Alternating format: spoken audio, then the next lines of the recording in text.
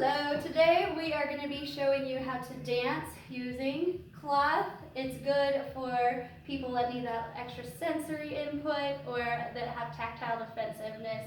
These are nice cheap towels that you can get just about anywhere, and they have a nice feel to them, so they're good for the sensory needs.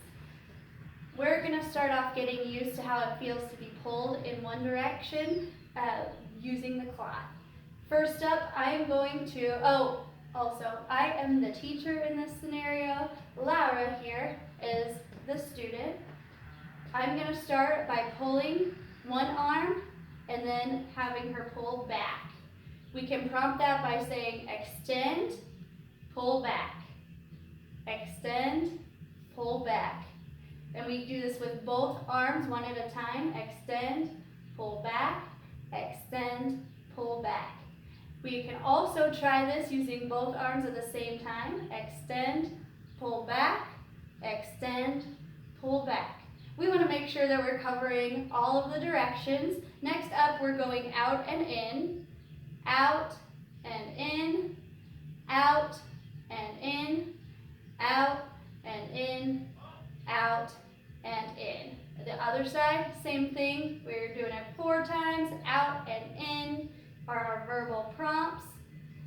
And last direction, we're going up. We go up and down, up and down, up and down, up and down. Something to know when we're doing this is that the student is going to be mirroring the teacher.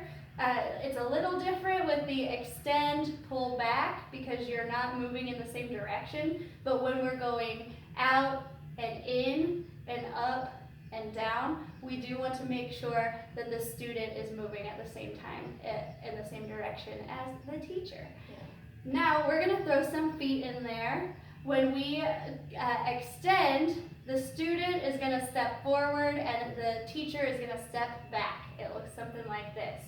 Extend, pull back, extend, pull back. Notice how I alternated my feet. If you need a little extra repetition, you can stay on one side until we get the hang of it. Or we can just jump straight into switching it out and alternating each side. And notice how Laura just followed me really, really well because I switched up the direction on her. That's what we're going for.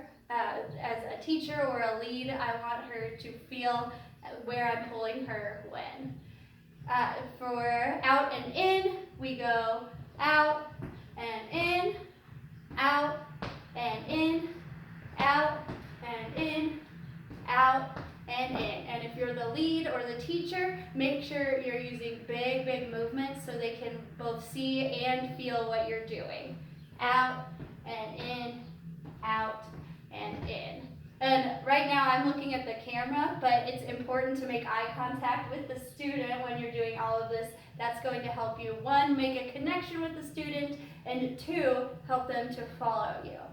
Okay, last move we're going to teach you is the trickiest. We're going to try a turn. For this one, the teacher or the lead is going to lift up, and they're going to verbally prompt the student to step forward and then back.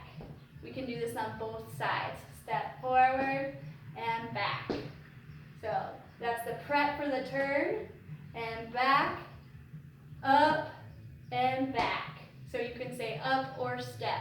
And notice how me as the lead, I didn't move my feet for the turn. That's one little cue for them that's going to tell them, oh, this is different than the back and forth. My feet are staying still, so it's time for a turn.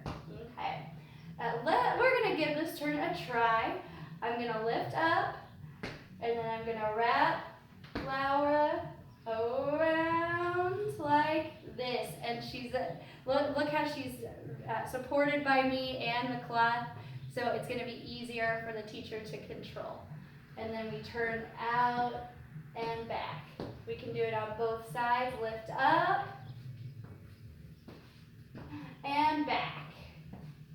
One more time on each side. Lift up and back.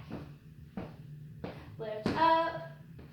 And notice how you can do both an inside or an outside turn on either side. An outside turn is the first one that we did. She's going this way, she's turning out and back. And then an inside turn looks like this and back. Now this is a pretty advanced move, so it might take a little while to get here. It took us a while to figure it out, so no worries if we don't get to the turn. Yeah. And for as a student, it's 4 steps or 4 movements, 4 beats while you're turning. Okay, I think we're gonna try this with a little music.